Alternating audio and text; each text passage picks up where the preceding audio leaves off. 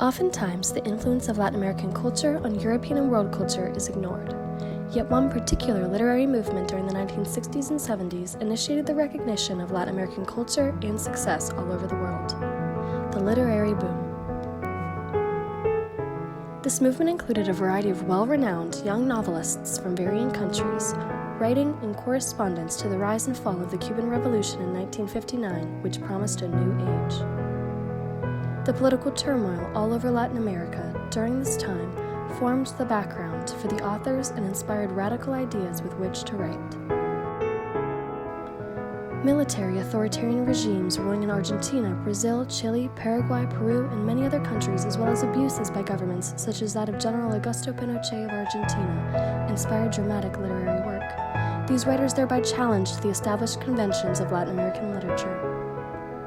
Many of their writing included advocacy of social and political action.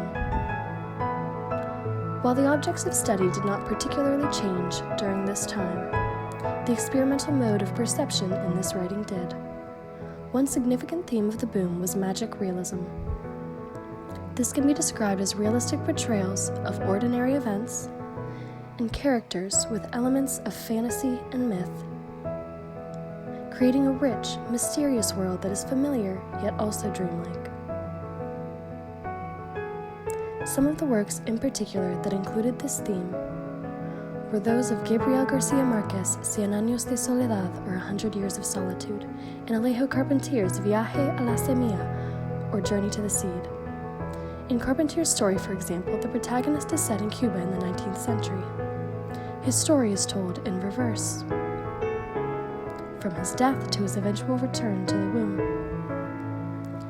So, the aspects of the story are believable and seem normal to the reader, until they recognize that the order of events is particularly unusual.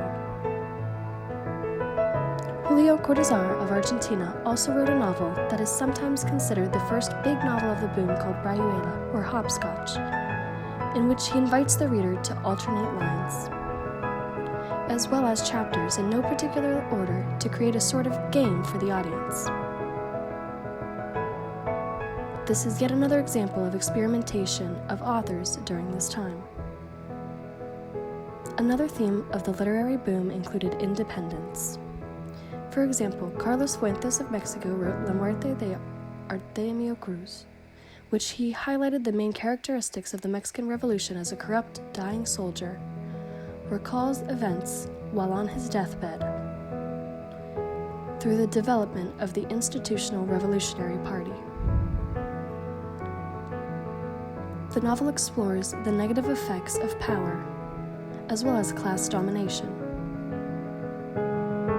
Guillermo Cabrero Infante of Cuba wrote the novel Tres Tristes Tigres to describe the hardships of the Cuban Revolution during this time as well. A last theme during the boom includes loneliness. This can be seen in Julio Cortázar's La Casa Tomada, or The Taken House, which he describes the class struggle and the rapid dissipation of the middle class. Mario Vargas Llosa of Peru wrote Los Cachorros, or Puppies, to describe how the idea of loneliness can drive one mad as well as those around him. The Latin American literary boom had an impact on not only their home countries, but Europe, the United States, and all of America in general. It put Latin American literature on the global map during the 20th century. Works originally written in Spanish were quickly translated to English so more could appreciate these incredible Latin American authors.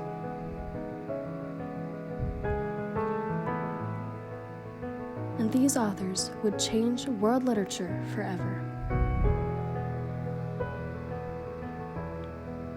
Thank you.